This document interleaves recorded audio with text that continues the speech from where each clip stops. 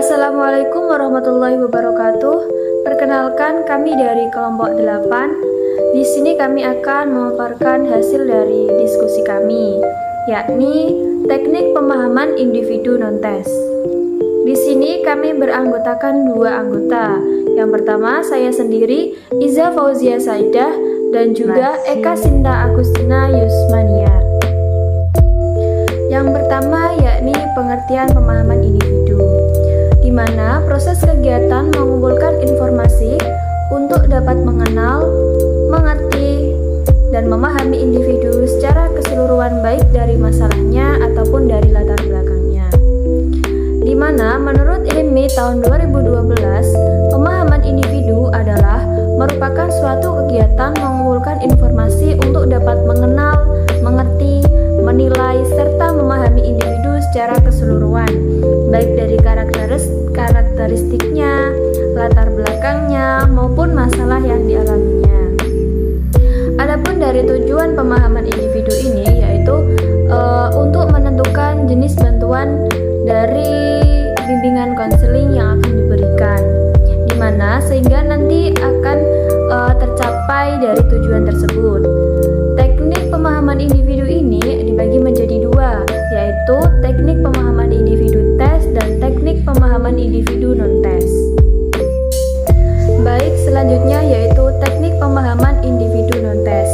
Teknik evaluasi non-tes berarti melakukan penilaian dengan tidak menggunakan tes, di mana teknik penilaian ini umumnya untuk menilai kepribadian peserta didik secara menyeluruh melalui dari sikap, tingkah laku, sifat, sikap sosial, ucapan, riwayat hidup, dan lain sebagainya. Penggunaan non-tes untuk menilai hasil dan proses belajar masih sangat terbatas jika dibandingkan dengan menggunakan tes dalam menilai hasil dan proses belajar. Dapat disimpulkan juga, asesmen teknik non-tes ini yaitu teknik asesmen yang bukan merupakan tes serta tidak baku atau terstandar, dan sebagian besar merupakan dari hasil produk pengembangan dari guru bimbingan konseling sendiri atau konselor. Selanjutnya yaitu metode-metode dari teknik pemahaman individu non-tes. Metode-metode yang digunakan ada 9. Yang pertama yaitu observasi. Observasi adalah metode pengumpulan data dengan pendekatan kualitatif melalui pengamatan dan pencatatan terhadap gejala objek yang diteliti. Yang kedua ada wawancara, yaitu suatu teknik memahami individu dengan cara melakukan komunikasi langsung atau mewawancarai dengan yang diwawancarai untuk memperoleh keterangan atau informasi-informasi dari individu sendiri. Yang ketiga ada angket.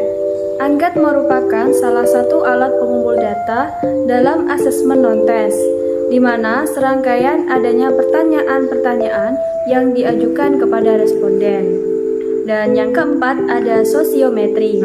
Sosiometri merupakan suatu metode atau teknik untuk memahami individu, terutama untuk memperoleh data tentang jaringan-jaringan hubungan antar sosial dan juga antar individu dalam satu kelompok berdasarkan preferensi pribadi antara anggota-anggota kelompok. Yang kelima ada inventory. Inventory adalah metode untuk memahami individu dengan cara memberikan sejumlah pertanyaan yang harus dijawab atau dipilih oleh responden sesuai dengan keadaan dirinya, di mana jawaban responden tersebut selanjutnya akan ditafsirkan untuk mengumpulkan data tentang keadaan responden, dan responden memahami keadaan dirinya sendiri. Macam-macam inventory ini ada 4. Yang pertama, inventory lokus yang terkendali, yang terdiri dari 29 pasang butir soal yang disusun berdasarkan konsep individu menanggapi reinforcement yang diterima sebagai konsekuensi logis dari hasil kerja kerasnya sendiri. Yang kedua ada inventory self-esteem, persepsi individu terhadap dirinya baik atau tidak. Yang ketiga ada inventory skala konsep diri, yaitu skala yang berisi tentang penampilan fisik, tingkah laku sosial, status akademis, ketidakpuasan, dan kepuasan terhadap diri sendiri di antara bentuk positif dan negatifnya. Yang keempat ada inventory perkembangan siswa. Dan yang kelima ada memahami tingkat perkembangan individu. Dari inventory ini memiliki fungsi yaitu sebagai penimbang atau pengambilan keputusan dalam bimbingan konseling. Yang keenam yaitu autobiografi yang merupakan karangan yang ditulis oleh murid sendiri tentang riwayat hidupnya sampai pada saat sekarang, yaitu menulis biodatanya sendiri dari riwayat hidupnya sampai sekarang. Yang ketujuh ada catatan anekdot. Catatan anekdot adalah catatan-catatan singkat tentang peristiwa-peristiwa sepintas yang dialami oleh peserta didik secara perseorangan, di mana catatan ini merupakan bentuk pelengkap dalam rangka penilaian guru terhadap peserta didiknya, terutama yang berkenaan dengan tingkah laku peserta didik. Yang kedelapan ada studi dokumenter. Metode dokumentasi atau studi dokumentasi adalah cara memahami individu melalui upaya mengumpulkan data, mempelajari, dan menganalisis laporan tertulis, dan rekaman audiovisual dari suatu peristiwa yang isinya terdiri atas penjelasan dan pemikiran yang berhubungan dengan keperluan dan kebutuhan. Metode dokumentasi merupakan pelengkap dari penggunaan metode observasi dan wawancara dalam penelitian kualitatif. Tetapi perlu dicermati bahwa metode ini tidak semuanya dokumen memiliki kredibilitas yang tinggi. Seperti contohnya banyak foto yang mencerminkan tidak keadaan aslinya karena foto dibuat untuk kepentingan tertentu atau kepentingan pribadi sendiri. Yang terakhir ada metode studi kasus. Studi kasus merupakan suatu metode yang mempelajari keadaan dan perkembangan seorang murid secara mendalam dengan tujuan untuk membantu murid dalam mencapai penyesuaian diri yang lebih baik. Misalnya seperti peserta didik yang sangat cerdas, sangat lamban, sangat rajin, sangat nakal, dan kesulitan dalam belajar. Nah, untuk itu guru bisa menjawab dengan 3 pertanyaan inti dalam studi kasus, yaitu yang pertama, mengapa kasus itu bisa terjadi, dan yang kedua, apa yang bisa dilakukan seseorang dalam kasus tersebut, yang ketiga, bagaimana pengaruh tingkah laku seseorang terhadap lingkungan. Nah, dari studi kasus sering digunakan dalam evaluasi, bimbingan, dan juga penelitian, di mana studi ini menyangkut integrasi dan penggunaan data yang komprehensif tentang peserta didik sebagai suatu dasar untuk melakukan diagnosis dan mengartikan tingkah laku peserta didik tersebut. Dalam melakukan studi kasus ini, guru harus terlebih dahulu mengumpulkan data dari berbagai sumber dengan menggunakan berbagai media teknik dan alat pengumpul data lainnya.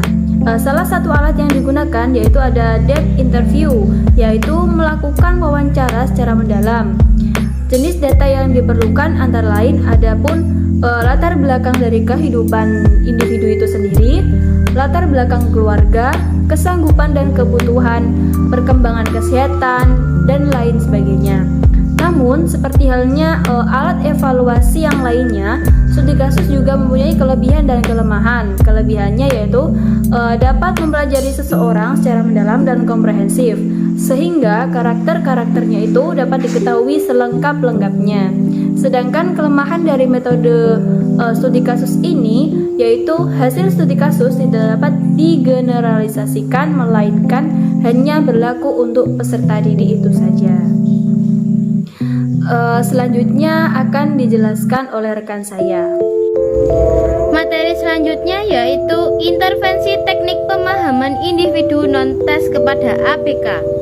ABK itu sendiri singkatan dari anak berkebutuhan khusus. Adalah anak yang terlihat berbeda dari anak-anak yang lainnya dalam beberapa dimensi seperti mental, fisik, sosial, emosional, kemampuan berkomunikasi, dan kemampuan sensoriknya, sehingga mereka membutuhkan perlakuan khusus dari orang-orang sekelilingnya. Faktor penyebab timbulnya berkebutuhan khusus pada seseorang anak dikelompokkan menjadi 3, yaitu yang pertama yaitu faktor internal. Faktor penyebabnya adalah kondisi yang ada pada kondisi biologis anak yang mengalami kecacatan. Misalnya anak yang tidak bisa melihat, tidak bisa mendengar, atau mengalami kesulitan untuk bergerak. Anak berkebutuhan khusus dengan faktor internal ini bersifat permanen. Faktor yang kedua yaitu faktor eksternal. Faktor penyebabnya adalah sesuatu yang berasal dari luar diri anak yang mengakibatkan anak memiliki kehambatan perkembangan dan hambatan belajar, sehingga membuatnya mempunyai kebutuhan khusus dalam pendidikan. Anak berkebutuhan khusus dengan faktor penyebab eksternal ini bersifat sementara. Misalnya anak yang mengalami kekerasan dalam rumah tangga akan menarik diri, kehilangan konsentrasi dan ketakutan. Yang ketiga yaitu kombinasi. Kebutuhan khusus yang disebabkan faktor kombinasi diperkirakan akan membuat anak memiliki kebutuhan khusus yang lebih kompleks. Misalnya, anak dengan gangguan pemusatan perhatian dan hiperaktivitas berada di lingkungan keluarga yang tidak menerimanya. Anak seperti ini dapat dikatakan memiliki kebutuhan khusus akibat dari kondisi dirinya. Tipe anak berkebutuhan khusus. Yang pertama yaitu tunanetra, yang kedua tunarungu, yang ketiga tunagrahita, yang keempat autisme, yang kelima ADHD atau Attention Deficit Hyperactivity Disorder atau yang biasa disebut gangguan pemusatan perhatian disertai hiperaktif, yang keenam tunadaksa, yang ketujuh tunalaras, yang kedelapan tunawicara, yang kesembilan kesulitan belajar, dan yang kesepuluh slow learner yaitu anak yang memiliki kemampuan intelektual di bawah rata-rata. Model pelaksanaan asesmen. Asesmen adalah suatu proses pengumpulan informasi tentang seorang anak yang akan digunakan untuk membuat pertimbangan dan keputusan yang berhubungan dengan anak tersebut. Tujuan asesmen itu sendiri untuk memperoleh informasi yang dapat digunakan sebagai bahan pertimbangan dalam merencanakan program pembelajaran bagi anak berkesulitan belajar. Sehingga dari pengertian di atas, asesmen merupakan salah satu kegiatan evaluasi pendidikan untuk mengumpulkan informasi yang akan digunakan sebagai pertimbangan dalam merencanakan program pembelajaran kepada siswa berkebutuhan khusus. Yang pertama yaitu baseline assessment. Tujuannya adalah untuk memperoleh informasi yang berkaitan dengan keterampilan-keterampilan atau kecakapan-kecakapan apa yang telah dimiliki oleh seorang individu atau anak saat dilakukannya asesmen. Yang kedua yaitu progress assessment. Tujuannya untuk mengetahui tentang program layanan pendidikan yang sedang berjalan sehingga guru mendapatkan informasi yang jelas mengenai level perubahan yang terjadi. Yang ketiga yaitu specific assessment. Tujuannya untuk mendapatkan informasi yang berkaitan dengan spesifik yang ada pada anak. Misalnya ketika seorang anak memiliki peri tertentu, seorang guru mungkin diharapkan mampu menemukan bentuk perilakunya seperti apa. Apakah perilakunya merupakan sikap anak yang mengalami gangguan spesifik, lalu pemicu muncul perilaku tersebut. Yang keempat yaitu final assessment. Tujuannya untuk mengetahui sejauh mana tujuan-tujuan pembelajaran dapat tercapai dan seberapa besar proses ini menyisakan permasalahannya atau kebutuhan anak yang belum terlayani, sehingga perlu dibuatkan keterangan yang jelas untuk digunakan sebagai bahan rujukan bagi guru lain, orang tua, atau ahli lainnya. Dan yang kelima yaitu follow up assessment. Tujuannya untuk memahami hal-hal apa saja yang harus ditindaklanjuti dari hasil pengumpulan data yang telah dilakukan. Hal ini dilakukan untuk memperoleh gambaran yang lebih jelas dan lebih luas tentang kondisi anak yang betul-betul membutuhkan tindak lanjut. Contoh implementasinya, Soendari 2010 melakukan penelitian mengenai asesmen keterampilan menulis dalam pendidikan anak berkebutuhan khusus. Hasil penelitian menunjukkan bahwa untuk dapat melakukan asesmen, guru perlu menyusun program yang baik dan mengetahui materi keterampilan menulis dan jenis-jenis keterampilan yang terkait. Adapun alat ukur asesmen keterampilan menulis yang terkait berdasarkan kisi-kisi yang telah disusun. Prosedur pelaksanaan asesmen keterampilan menulis yaitu meminta sampel hasil tulisan siswa, mengamati proses menulis siswa, dan menganalisis sampel hasil tulisan siswa.